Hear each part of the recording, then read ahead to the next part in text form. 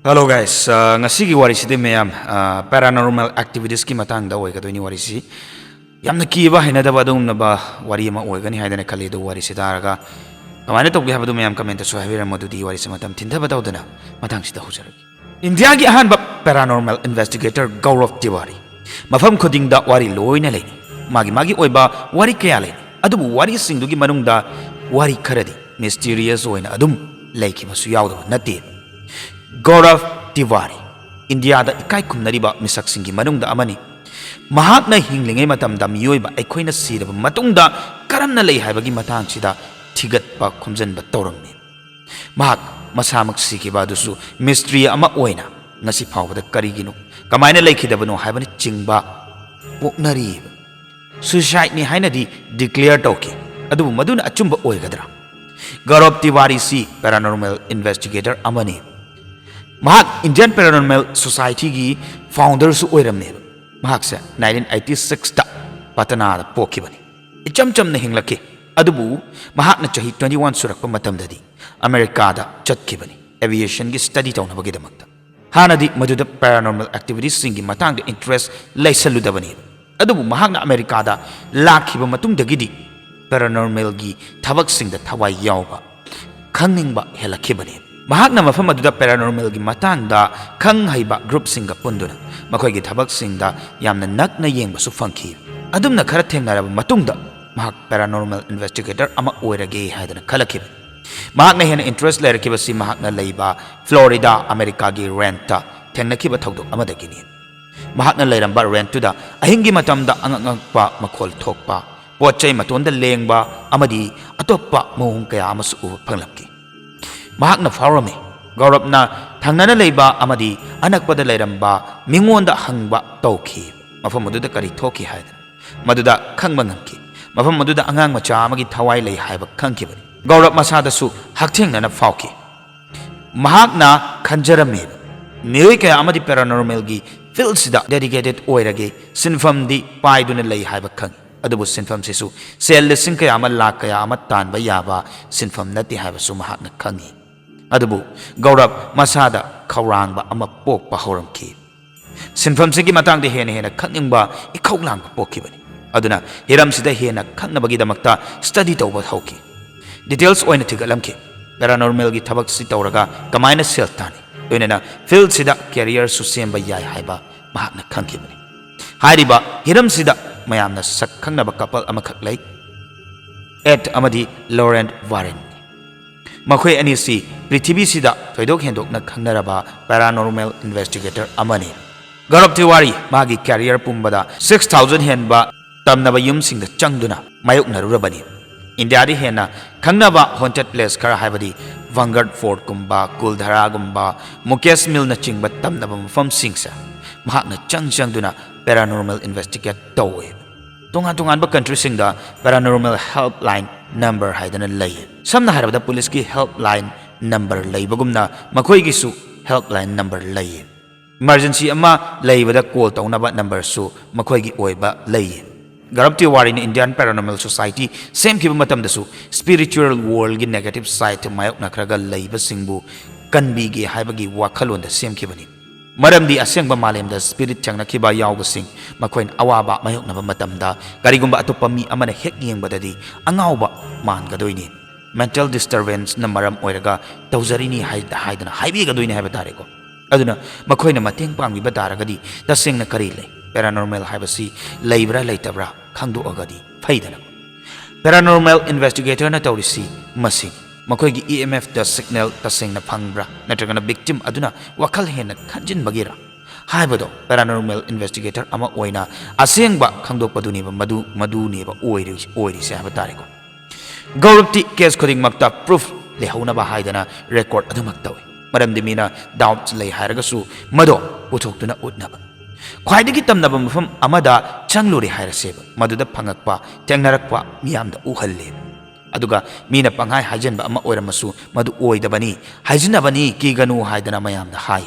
mafam maduda spirit ghost leite haidana khanghalle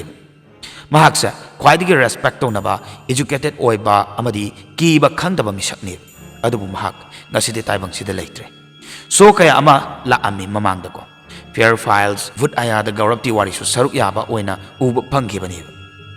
ꯃꯥꯒ ꯌꯥꯝꯅ close ꯑꯣꯏꯅ ꯅꯛꯅ ꯊꯣꯛꯈꯤꯕ ꯊꯧꯗꯣꯛ ꯍꯥꯏꯕ ꯇꯥꯔꯒꯗꯤ ꯃꯍꯥꯛꯅ ꯃꯁꯥꯗ ꯊꯣꯛꯈꯤꯕ ꯊꯧꯗꯣꯛ ꯑꯗꯨꯅ ꯑꯣꯏꯒꯗꯣꯏꯅꯦꯕ 7 July 2016 ꯆꯍꯤ 32 ꯁꯨꯔꯕ ꯒꯧꯔꯕ ꯃꯌꯥꯝꯗ ꯋꯥꯍꯪ ꯑꯃ ꯍꯪꯂꯝꯂꯒ ꯇꯥꯏꯕꯪ ꯊꯥꯗꯣꯛꯑꯝꯈꯤꯕꯅꯤ 6 Julyꯗ ꯃꯍꯥꯛ ꯃꯌꯨꯝꯗ ꯂꯥꯛꯈꯤ ꯏꯆꯝ ꯆꯝꯅ ꯃꯥꯒꯤ ꯅꯨꯡꯇꯤꯒꯤ ꯇꯧꯕ ꯊꯕꯛ ꯑꯗꯨꯗꯒꯤ ꯍꯜꯂꯛꯄꯅꯤ ꯍꯥꯏꯕ ꯇꯥꯔꯦ ꯑꯗꯨꯝꯅ ꯍꯜꯂꯛꯑꯒ ꯇꯨꯝꯈꯤꯕꯅꯤ ꯅꯣꯡꯉꯥꯜꯂꯒꯁꯨ ꯄꯨꯡ 9 ꯇꯥꯕ ꯑꯗꯨꯋꯥꯏꯗ ꯍꯧꯒꯠꯂꯛꯈꯤ ꯂꯣꯏꯅꯅ ꯕ꯭ꯔꯦꯛꯐꯥꯁꯠꯁꯨ ꯇꯧꯔꯝꯃꯤ ꯂꯣꯏꯔꯒ ꯃꯥꯒꯤ ꯂꯦꯞꯇꯣꯞꯇꯣ ꯍꯥꯡꯗꯨꯅ ꯃꯦꯜꯁꯤꯡ ꯆꯦꯛ ꯇꯧꯕ ꯍꯧꯏ ꯃꯍꯥꯛꯁꯨ ꯈꯔ ꯊꯥꯔꯝꯃꯤ ꯄꯥꯎꯁꯤꯡꯁꯨ ꯄꯣꯖꯤꯇꯤꯚ ꯑꯣꯏꯕ ꯉꯥꯛꯇꯅꯤ ꯃꯦꯜꯗ ꯂꯥꯛꯏꯕ ꯅꯨꯡꯉꯥꯏꯇꯕ ꯑꯃꯠꯇ ꯌꯥꯎꯗꯦ ꯄꯥꯎꯁꯤꯡꯗꯨꯒꯤ ꯃꯅꯨꯡꯗ ꯃꯥꯒꯤ ꯃꯦꯒꯥꯖꯤꯟꯒꯤ ꯐ꯭ꯔꯟꯠ ꯀꯚꯔꯗ ꯍꯥꯞꯀꯅꯤ ꯍꯥꯏꯕꯗꯒꯤ ꯇꯤꯋꯥꯔꯤꯁꯨ ꯌꯥꯝꯅ ꯍꯔꯥꯎꯕ ꯄꯣꯛꯂꯝꯈꯤ ꯏꯔꯨ ꯃꯥꯏꯊꯖꯅꯕꯅꯤ ꯍꯥꯏꯗꯅ ꯑꯃꯨꯛ ꯄꯨꯡ 11 ꯇꯥꯕ ꯃꯇꯝꯗ ꯕꯥꯊꯔꯨꯝꯗ ꯆꯪꯈꯤꯕꯅꯤ ꯉꯥꯏꯍꯥꯛꯀꯤ ꯃꯇꯨꯡꯗ ꯕꯥꯊꯔꯨꯝꯗꯒꯤ ꯃꯈꯣꯜ ꯑꯀꯟꯕ ꯑꯃ ꯇꯥꯈꯤ ꯃꯈꯣꯟ ꯑꯗꯨ ꯀꯔꯤꯅꯣ ꯍꯥꯏꯗꯅ ꯆꯪꯁꯤꯟꯗꯨꯅ ꯊꯣꯡꯗꯨ ꯍꯥꯡꯅꯕ ꯍꯣꯠꯅꯩ ꯒꯧꯔꯕꯄꯨꯁꯨ ꯍꯟꯖꯤꯟ ꯍꯟꯖꯤꯟꯅ ꯀꯧꯏ ꯑꯗꯨꯕꯨ ꯇꯥꯈꯤꯗꯦ ꯃꯥꯒꯤ ꯃꯃꯥ ꯃꯄꯥ ꯑꯃꯗꯤ ꯅꯨꯄꯤꯅ ꯄꯥꯈꯠꯅꯈꯤ ꯊꯣꯡꯗꯨ ꯅꯝꯗꯅ ꯊꯨꯒꯥꯏꯈꯤ ꯑꯗꯨꯒ ꯆꯪꯗꯨꯅ ꯌꯦꯡꯉꯨꯕꯗꯗꯤ ꯐ꯭ꯂꯣꯔꯗꯨꯗ ꯒꯧꯔꯕꯇ ꯇꯥꯗꯨꯅ ꯂꯩꯔꯝꯈꯤ ꯃꯇꯧꯗꯨꯗ ꯃꯍꯥꯛꯄꯨ ꯊꯨꯅ ꯍꯣꯁꯄꯤꯇꯥꯜꯗ ꯄꯨꯈꯠꯂꯛꯈꯤ ꯉꯛꯂꯤꯕꯗꯤ ꯃꯥꯒꯤ ꯉꯛꯁꯝꯗ ꯃꯃꯤ ꯑꯃ ꯇꯥꯔꯝꯈꯤ ꯍꯣꯁꯄꯤꯇꯥꯜ ꯍꯦꯛ ꯌꯧꯕꯒ ꯗꯣꯛꯇꯔꯁꯤꯡꯅ ꯃꯍꯥꯛꯇꯨ ꯁꯤꯔꯦ ꯍꯥꯏꯗꯅ ꯄꯥꯎ ꯄꯤꯔꯛꯈꯤ ꯃꯍꯥꯛꯀꯤ ꯄꯥꯎꯗ ꯃꯌꯥꯝ ꯄꯨꯝꯕ ꯂꯣꯏꯅ ꯉꯛꯅꯈꯤꯕꯅꯤ ꯏꯆꯝ ꯆꯝꯕ ꯃꯤꯑꯣꯏꯅꯤ ꯍꯦꯜꯊ ꯏꯁꯨ ꯂꯩꯕꯁꯨ ꯅꯠꯇꯦ ꯑꯗꯨꯕꯨ ꯋꯥꯐꯝ ꯑꯃꯗꯤ ꯂꯩꯌꯦ ꯉꯛꯅꯤꯡꯉꯥꯏ ꯑꯣꯏ ꯃꯗꯨꯗꯤ ꯀꯔꯤꯅꯣ ꯍꯥꯏꯕꯗ ꯃꯍꯥꯛꯅ ꯁꯤꯗ꯭ꯔꯤꯉꯩꯒꯤ 1 week ꯃꯨꯛꯀꯤ ꯃꯃꯥꯡꯗ ꯃꯥꯒꯤ ꯅꯨꯄꯤꯗ ꯍꯥꯏꯔꯝꯈꯤ ꯃꯉꯣꯟꯗ ꯅꯦꯒꯦꯇꯤꯚ ꯐꯣꯔꯁ ꯑꯃ ꯏꯟꯅꯩ ꯅꯦꯒꯦꯇꯤꯚ ꯐꯣꯔꯁꯇꯨꯅ ꯃꯍꯥꯛꯄꯨ ꯆꯤꯡꯁꯤꯜꯂꯤ ꯃꯉꯣꯟꯗ ꯌꯦꯠꯂꯤ ꯍꯥꯏꯗꯅ ꯇꯝꯅꯝꯃꯤ ꯑꯗꯨꯕꯨ ꯃꯥꯒꯤ ꯋꯥꯗꯣ ꯌꯥꯝꯅ ꯃꯔꯨ ꯑꯣꯏꯅꯗꯤ ꯂꯧꯁꯜꯂꯨꯗꯦ ꯃꯌꯥꯝꯅ ꯈꯟꯕꯗꯗꯤ ꯃꯥꯒꯤ ꯊꯕꯛꯇꯨ ꯆꯤꯟꯃꯟꯕꯅ ꯃꯔꯝ ꯑꯣꯏꯔꯦ ꯍꯥꯏꯔꯒ ꯁ꯭ꯇ꯭ꯔꯦꯁ ꯂꯩꯕꯅꯤ ꯍꯥꯏꯗꯅ ꯈꯪꯗꯣꯛꯅꯈꯤ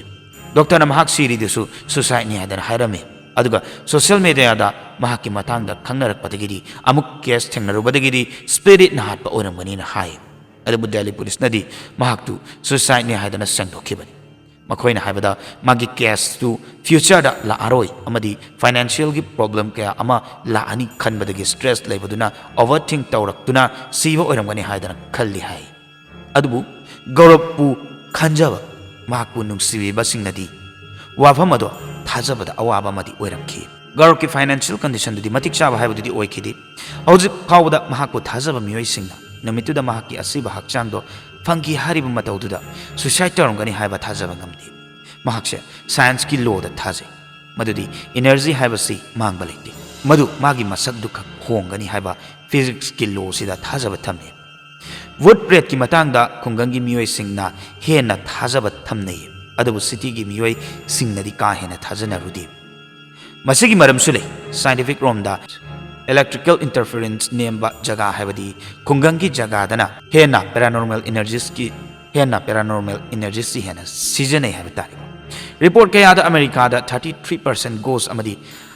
afterlife ta thajaba thami hai aduga asumna India da report tigaluba taragadi 33% dagi hen gani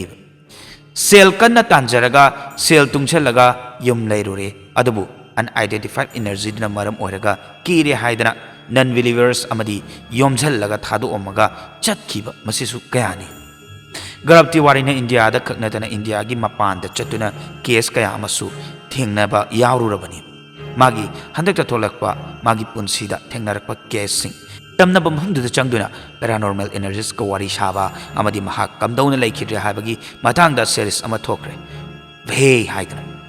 mayamsu amuktang yengbiduna India gi ahanba paranormal investigator na kari kari thengnaraki habadu yengbi series adudadi mahaksi mahaki case singi marakta thengnakiba spirit amana hatpani haba last episode tasu utli masi nasigi wari haba taraga asigum laba yamna nungai ba interesting oba wari ma'am matabining walai bataraga akhoi gi channel se changbiduna wari anono wa thagalak pangai duna lebi haba si mayam gi humda thamjage aduga akhoi na sigum laba channel da koi channel se da sigum laba wari hapsaba matamda kanagumba matagi humda sokadaba madi kanagumba matagi humda lana khanbagi wakhalon da hapsaba mtalejade soi ki belan ki be yaroga su mayam na sungcho shedana ngapigani adudi nasigi damakta di kainarsi matangi wari damu mayam pana thengnarsi efare